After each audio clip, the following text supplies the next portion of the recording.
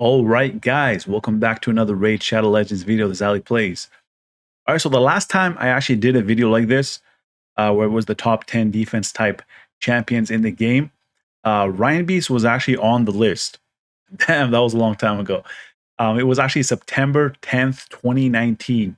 And unfortunately, champs like him and Lightsworn and Infernal Baroness are not top 10 anymore, since there was actually many new champions released since then. So now things are actually more interesting. So this list will not be in any specific order, but if you guys had to choose, how would you guys rank the top 10 defense-based epic champions in this game?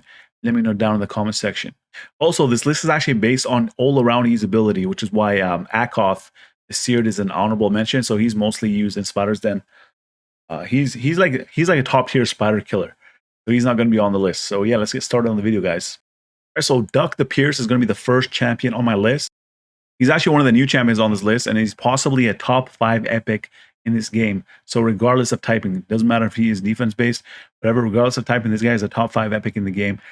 His best ability is actually Lunatic Burst, which actually provides 2 top-tier debuffs at 100% chance when fully booked, which are decreased attack and decreased defense on each critical hit. So this ability actually has 3.5 times multiplier based on his defense, and is actually a top-tier move. So this ability alone makes him amazing. He also has a provoke on his A3, and his A1 can be helpful, as it's a double hitter that has a chance to place a decreased accuracy. So if you have Dhukk sitting in your vault, build him up. He is usable almost anywhere in the game, and you will not be disappointed. All right, so this guy reminds me of Dhukk the Pierced. He has almost similar abilities, and he also kind of looks like an orc. So for some reason, I don't know why he looks like an orc. Maybe he's a half-breed, I don't know. So Ghrush has higher multipliers on his abilities, so you can actually build him for more damage. His A2 ability is designed to make all enemies significantly weaker, as it decreases attack or critical damage. I don't like that it's actually one or the other, but AoE decreased attack is always amazing. His A3 ability is on long cooldown, but it's a very good ability. It has a 4 times multiplier. So this ability will not only attack all enemies, but also place a continuous heal on all your allies, and can place a second heal if at least one enemy is hit with a critical. So if you build him 100% crit rate, you're going to be placing 2 continuous heal on all your allies. So it's very good.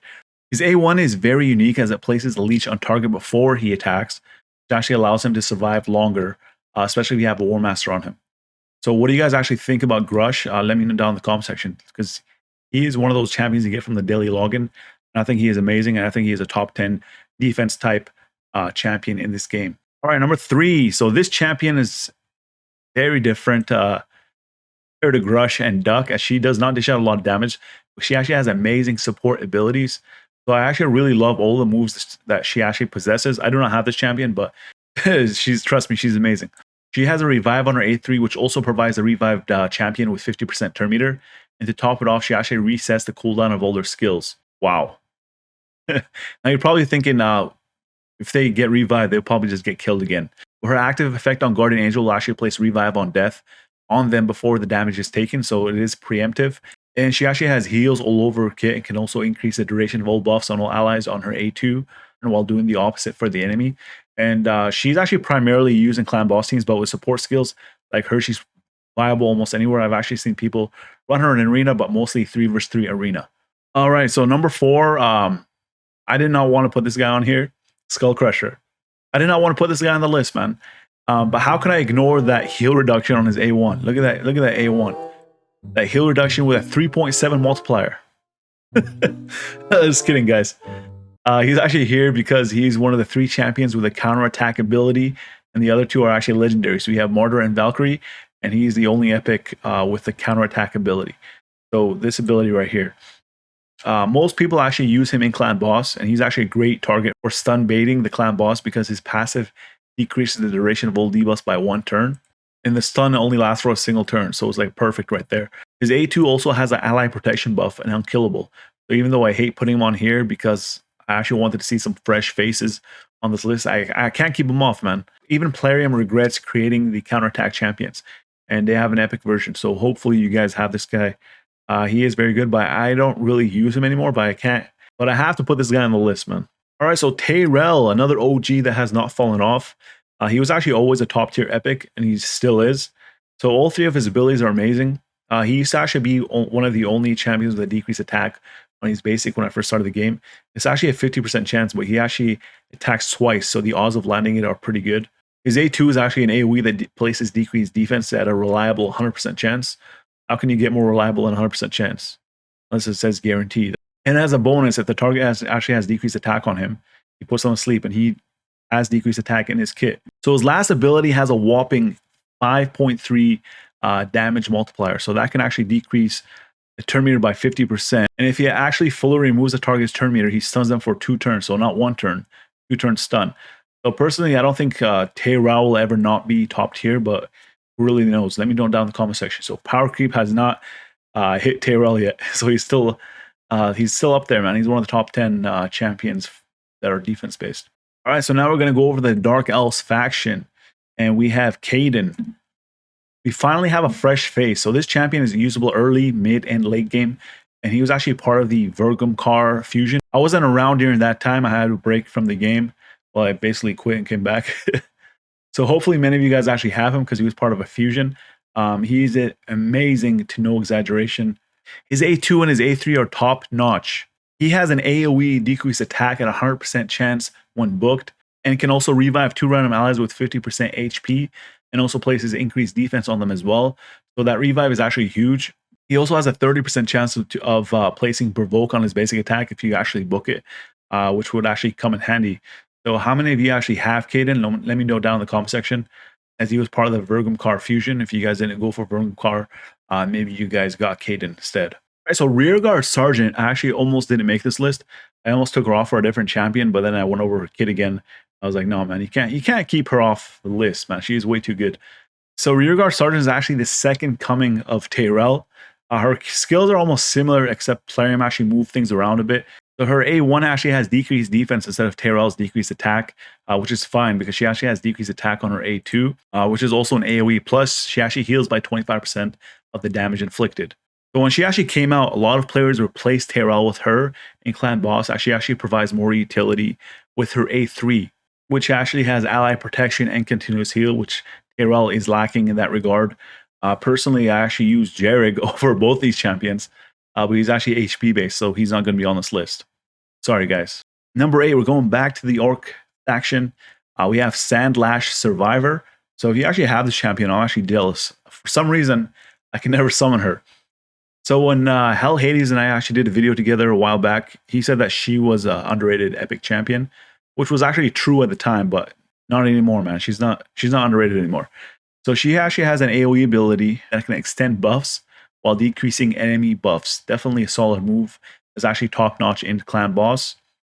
She's also used a lot in Arena because of her clutch passive. So Born Survivor, she places ally protection on all allies for 2 turns when any ally's HP drops below 50%. And she also places block damage for 1 turn.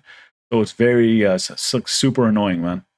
You're up against her, especially if you're in 3 versus 3 arena. So you're probably not using your main team when you go up against her. Also, she has a provoke on her A1, which actually can be helpful, and it's a double hitter. All right, so we're on the Undead Hordes faction. We have Seeker. So Seeker was actually a top 10 on my old video, if you guys seen it. His value has actually skyrocketed since then. He's still a staple in Arena. He has become even more popular due to Deadwood Jedi's Bad Eater comps in Clan Boss. So shout out Deadwood Jedi. Seeker is a naturally fast champion. So he has 103 base speed. So it's actually fairly easy building him as a speed demon, which is important since he actually provides a 30% turn meter increase for all your allies, as well as placing increased attack on them. And he also gets an extra turn. Like, how's that fair? His A1 ability is a double hitter, which actually has a 50% chance when booked of placing provoke, which can also be used in Doom Tower. And his passive is actually really annoying. So he's actually very hard to kill because he heals by 20% HP and places increased defense when he's actually hit with a critical hit, which happens a lot. All right, so the last champion on this list. So when she was actually released, Sepulcher Sentinel. So when she was actually released, people automatically placed her in their Clan Boss teams. But that's only because they actually skipped the Rotos fusion. So that's a bad choice, guys. They skipped Rotos to use Sepulcher Sentinel. I mean, if you could not get Rotos, it was a pretty hard fusion. Sepulcher Sentinel was the second best choice. They probably regret it if they're still playing. So she's actually good for her A1, which actually has decreased attack. Her A2 places increased defense and block debuffs for 2 turns. And her passive ability is actually very unique, as it has a 50% chance to completely block incoming damage. When her or her allies are attacked, it only occurs once per turn though. So this ability has allowed people to run her in arena. If you guys have seen her in arena, which actually can be annoying when you when you go up against her. Mostly in 3 versus 3 arena. I don't see people use them on the main team. But yeah, overall, she is, in my opinion, a top tier defense-based epic. All right, so I actually really love defense-based champions as they are very tanky. And most of the time, their damage is based on their defense, which actually allows them to nuke. They're unaffected by decreased attack. They actually get double screwed from decreased defense. So not only does it decrease their damage, but also decreases their tankiness. So generally, these types of champions have a lot of utility. And if you actually have any of them on this list, consider yourself lucky. And look forward to a video on legendary defense-based champions in the future. Which champions do you think I missed? And also let me know who you would actually remove to place them on this list. Also, this video actually took me a long time to make because I actually had to review every single defense-based champion before I made this video. Make sure I give you guys the proper information. So if you actually hit the like button, it would be appreciated. That's all you got to do. And if you're new, consider subscribing for more Raid Shadow Legends content.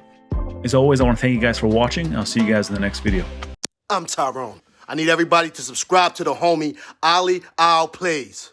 And that's non-negotiable either.